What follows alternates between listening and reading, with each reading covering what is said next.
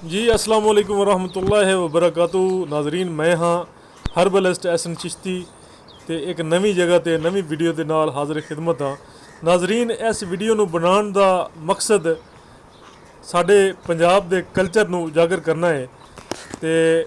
बरे आज़म एशिया के मुख्तलिफ ममालक दे विच पाकिस्तान अपना एक अलग मकाम रखता है। इस सरजमीन दे उत्ते इस्लाम की सरबुलंदी आस्ते कम करन वाले बुजुर्गान दीन सूफिया कराम दे मज़ारात अपनी खूबसूरती दे विच मुनफरद ते एक अलग पहचान रखते हैं। पाकिस्तान दे विच डेरे हवेली ते डेरेदारी सिस्टम डेरेदारी कल्चर हुण भी मौजूद है। इस सरजमीन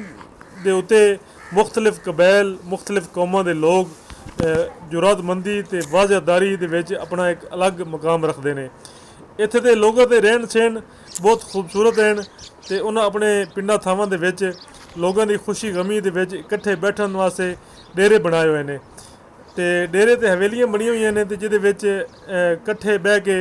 ते लोग अपने दुख सुख दियां गल्लां भी करते हैं ते पिंड दे मामलात भी सारे उत्थे तय किए जाते हैं। तुहानूं मैं विखा रहा अपने डेरे के नज़दीक नज़दीक मुख्तलिफ बूटियां भी उगियां हुई ने ते नाले डेरे की भी सैर कर रहे हैं ते नाले जड़ी बूटियां भी पहचान कर रहे हैं। इस तो इलावा डेरे की साइडों के उत्ते इस तरह के मकामात ते डेरे बनाए जाते हैं जिस तरह मतलब नज़दीक कोई शहरी आबादी वगैरह ना होवे, खुली जगह होवे, साफ सुथरा माहौल होवे, एक कुदरती मुकम्मल कुदरती एक माहौल मुहैया होवे जिथे कुदरत ते फितरत अपने पूरे पहाड़ दे नाल अपने तमाम रंग उजागर करे। ऐसियां जगह ते पंजाबी लोग डेरा बनाते हैं ते नहरी निज़ाम पाकिस्तान का नहरी निज़ाम भी दुनिया का सब तो मजबूत तरीन नहरी निज़ाम है जिहड़ा रूस ते अमेरिका जैसे तरक्की याफ्ता ममालक नालों कई गुना ज़्यादा मजबूत है, जिस दे नाल साडे पंजाब दीयां फसलां दी आबपाशी कीती जाती है ते किसान लोग इस नहरी निज़ाम तो मुस्तफीद होके अपनी फसलों की पैदावार नूं कई गुना वधांदे ने ते इस दे नाल ही नाजरीन नहरी निज़ाम तो हट के अगर असी वेखीए तो इस निज़ाम दे नाल जिहड़ी ठंडक ते जिहड़ी खूबसूरती का एक एहसास मिलता है वो एहसास सानू कभी भी शहरी आबादियों दे विच नहीं मिल सकता है। ये जगह इस तरह की मतलब पुरसकून जगह होंदी है कि बंदा अगर थोड़ी देर वास्ते भी बह जाए तो इस जगह का हो के रह जाता है तो बंदे का दिल नहीं करता कि मैं इस जगह तो उठ के ते अपने यारां संगियां दे कोलों उठ के मैं किधरे भी होर जावां। तो डेरे दे विच अमूमन ये होंदा है कि कोशिश की जाती है कि ठंड नूं बरकरार रखने वास्ते गर्मी के मौसम तो बचण वास्ते दरख्त ज़्यादा सायादार ते घने दरख्त लाए जाते हैं तो कोशिश की जाती है कि खाल ट्यूबवैल के जोड़े खाल होंगे ने पानी की जी गुजरगाह होंगी है वो नज़दीक रखी जाती है ताकि डेरे के उत्ते ठंडक का एक म्यार वो बरकरार रहे और डेरा ठंडा रहे, लोग उत्थे सुकून नाल बह सकन। तो अमूमन ये होंदा है कि अगर बंदा थोड़ी देर वास्ते भी अगर डेरे के उत्ते बह जाता है तो बंदे नूं नींद आना शुरू हो जाती है, इतनी सुस्ती छा जाती है कि बंदे का दिल करता है कि मैं इत्थे ही जट सकून कर लवां। बेशक बंदे नूं थकावट ना भी होवे लेकिन एहसास जिहड़ा है वो इस तरह का होंदा है कि बंदे का दिल करता है कि मैं इत्थे जट आराम कर लवां। इस तो इलावा पंजाब दे विच ट्यूबलां ते खूह ते हुण वो पुराना सिस्टम तो नहीं रहा लेकिन हुण पुराने जिहड़े लोटियां वाले खूह ने उन्हां दी जगह ते ट्यूबलां ने ले लीए और वो बिजली नाल और मुतबादल ज़राए नाल इस्तेमाल हो के जिमीदारां दी आबपाशी दे निज़ाम नूं पूरा कर रहे हैं। तो इस तो इलावा नाजरीन डेरे का एक माहौल में उजागर करना चाह रहे थे कि एक माहौल किस तरीके नाल एक डेरेदारी सिस्टम निज़ाम चलता है, उत्थे किस तरीके नाल फैसले किए जाते हैं और लोग ही दोस्त यार बेली संगती आपस दे विच बह के किस तरह गपशप करते हैं ਔਰ ਇੱਕ ਦੂਸਰੇ ਨਾਲ ਲੁਤਫ ਅੰਦੋਜ਼ ਕਿਸ ਤਰੀਕੇ ਨਾਲ ਹੁੰਦੇ ਨੇ। ਇਸ ਤੋਂ ਇਲਾਵਾ ਨਾਜ਼ਰੀਨ, ਡੇਰੇ ਦਾ ਇੱਕ ਆਪਣਾ ਇੱਕ ਮੁਨਫਰਦ ਮਕਾਮ ਹੈ ਪੰਜਾਬ ਦੇ ਕਲਚਰ ਦੇ ਵਿੱਚ। ਇੱਥੇ ਬਹਿ ਕੇ ਅਮੂਮਨ ਇਹ ਹੁੰਦਾ ਹੈ ਕਿ ਹੁੱਕਾ ਵਗੈਰਾ ਰੱਖ ਕੇ ਹੁੱਕਾ ਵੀ ਪੀਤਾ ਜਾਂਦਾ ਹੈ, ਅਤੇ ਹੁੱਕੇ ਦੇ ਪੀਂਦਿਆਂ ਹੀ ਲੋਕੀ ਆਪਣੇ ਮਸਲੇ ਵੀ ਬਿਆਨ ਕਰਦੇ ਨੇ ਅਤੇ ਉਹਨਾਂ ਦੇ ਮਸਲੇ ਉੱਥੇ ਬਹਿ ਕੇ ਹੀ ਹੱਲ ਕਰ ਦਿੱਤੇ ਜਾਂਦੇ ਨੇ। ਇਸ ਤੋਂ ਇਲਾਵਾ ਇਸ ਪੰਜਾਬੀ ਕਲਚਰ ਦੀ ਜਿਹੜੀ ਸਭ ਤੋਂ ਬਿਹਤਰੀਨ ਸ਼ਾਨ ਹੈ ਉਹ ਪੰਜਾਬ ਦੇ ਡੇਰੇ ਨੇ। ਇਹਨਾਂ ਡੇਰਿਆਂ ਦੇ ਵਿੱਚ ਹੀ ਪੰਜਾਬ ਦੀ ਪੰਚਾਇਤ ਦਾ ਜਿਹੜਾ ਨਿਜ਼ਾਮ ਹੈ, ਜਿਸ ਤਰ੍ਹਾਂ ਕੇ ਸੂਬੇ ਦੇ ਵਿੱਚ ਜਰਗੇ ਦਾ ਇੱਕ ਨਿਜ਼ਾਮ ਕਾਇਮ ਹੈ। ਜਰਗਾ ਵੀ ਇੱਕ ਅਦਾਲਤੀ ਸਿਸਟਮ ਹੈ, ਅਦਾਲਤੀ ਨਿਜ਼ਾਮ ਦੇ ਮੁਤਵਾਜ਼ੀ ਸਮਝਿਆ ਜਾਂਦਾ ਹੈ।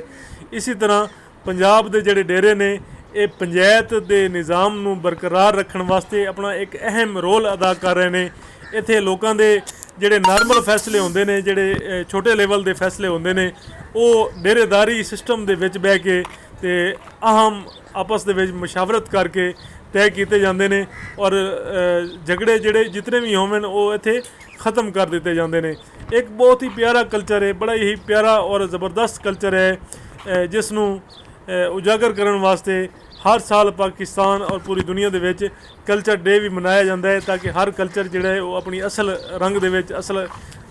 ਆਪਣੀ ਖੁਸ਼ਬੂ ਦੇ ਵਿੱਚ ਕਾਇਮ ਰਹੇ। ਇਸ ਤੋਂ ਇਲਾਵਾ ਪੰਜਾਬ ਦੇ ਵਿੱਚ ਡੇਰਿਆਂ 'ਤੇ ਔਰ ਪਿੰਡਾਂ ਥਾਵਾਂ 'ਤੇ ਬੇਸ਼ੁਮਾਰ ਜਿਹੜੀ ਬੂਟੀਆਂ ਦੇ ਖਜ਼ਾਨੇ ਪਾਏ ਜਾਂਦੇ ਨੇ, ਜਿਹੜੇ ਕਿ ਅੱਲਾਹ ਪਾਕ ਉੱਥੇ ਦੇ ਲੋਕਾਂ ਵਾਸਤੇ, ਉੱਥੇ ਦੇ ਲੋਕਾਂ ਦੀ ਬਿਮਾਰੀਆਂ ਵਾਸਤੇ ਉਗਾਉਂਦਾ ਹੈ ਔਰ ਲੋਕ ਇਹਨਾਂ ਬੂਟੀਆਂ ਤੋਂ ਮੁਸਤਫੀਦ ਵੀ ਹੁੰਦੇ ਨੇ। ਔਰ ਪਾਣੀ ਦੀ ਠੰਡਕ ਦਾ ਅਹਿਸਾਸ ਵੀ ਇਸ ਤਰ੍ਹਾਂ ਦਾ ਹੁੰਦਾ ਹੈ ਕਿ ਚਲਦੇ ਪਾਣੀ ਨੂੰ ਵੇਖਣ ਨਾਲ ਜਿਤਨੇ ਫਾਇਦੇ ਹਾਸਲ ਹੁੰਦੇ ਨੇ, ਜੋ ਸਕੂਨ ਹਾਸਲ ਹੁੰਦਾ, ਜੋ ਤਰਾਵਤ ਦਿਲ ਨੂੰ ਹਾਸਲ ਹੁੰਦੀ ਹੈ, ਮੇਰੇ ਖਿਆਲ ਦੇ ਵਿੱਚ ਸ਼ਹਿਰੀ ਆਬਾਦੀਆਂ ਦੇ ਲੋਕ ਇਹਨਾਂ ਖੂਬਸੂਰਤੀਆਂ ਨੂੰ, ਇਹਨਾਂ ਜਗ੍ਹਾ ਦੀ ਜਿਹੜੀ ਪੁਰਸਕੂਨ ਅਹਿਸਾਸ ਹੈ ਉਸ ਨੂੰ ਤਰਸ ਜਾਂਦੇ ਨੇ। ਔਰ ਸ਼ਹਿਰੀ ਇਲਾਕਿਆਂ ਦੇ ਵਿੱਚ ਇਹ ਖੂਬਸੂਰਤੀਆਂ ਔਰ ਇਹ ਚੀਜ਼ਾਂ ਬਿਲਕੁਲ ਮੁਯੱਸਰ ਨਹੀਂ ਆਉਂਦੀਆਂ ਔਰ ਬੰਦੇ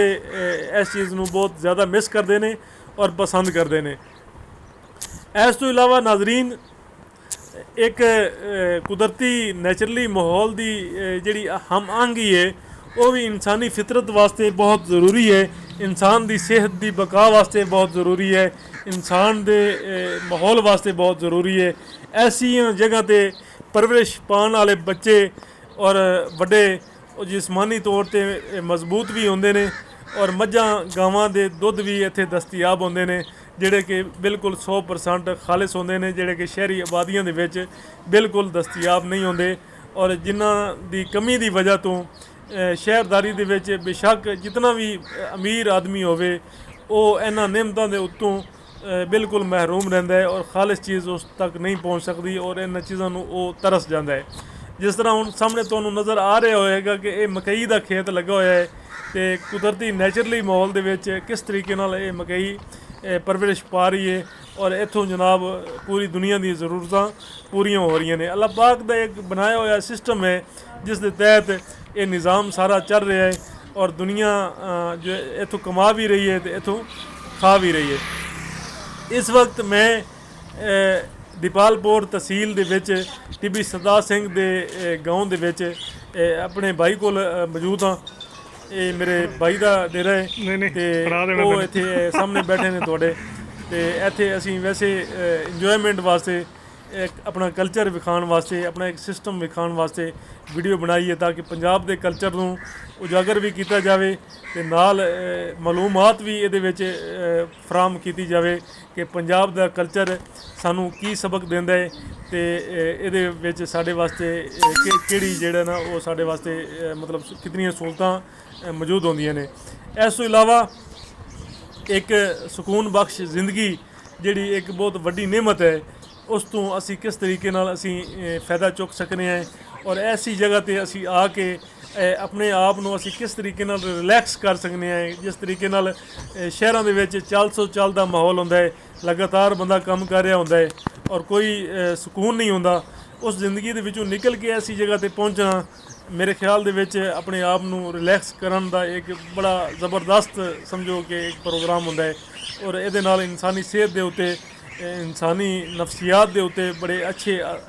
ਅਸਰਾਤ ਮੁਰਤਬ ਹੁੰਦੇ ਨੇ ਔਰ ਇਨਸਾਨ ਸਿਹਤ ਦੇ ਨਾਲ ਨਾਲ ਆਪਣੀ ਰੂਹਾਨੀ ਤੇ ਜਿਸਮਾਨੀ ਆਪਣੀ ਜ਼ਿਹਨ ਸਾਜ਼ੀ ਵੀ ਉਹ ਬਿਹਤਰ ਬਣਾਉਂਦਾ ਹੈ ਔਰ ਇਸ ਤੋਂ ਮੁਸਤਫੀਦ ਹੁੰਦਾ ਹੈ। ਇਸ ਦੇ ਨਾਲ ਹੀ ਨਾਜ਼ਰੀਨ ਮੈਂ ਤੁਹਾਡਾ ਹੋਸਟ ਐਸਨ ਚਿਸ਼ਤੀ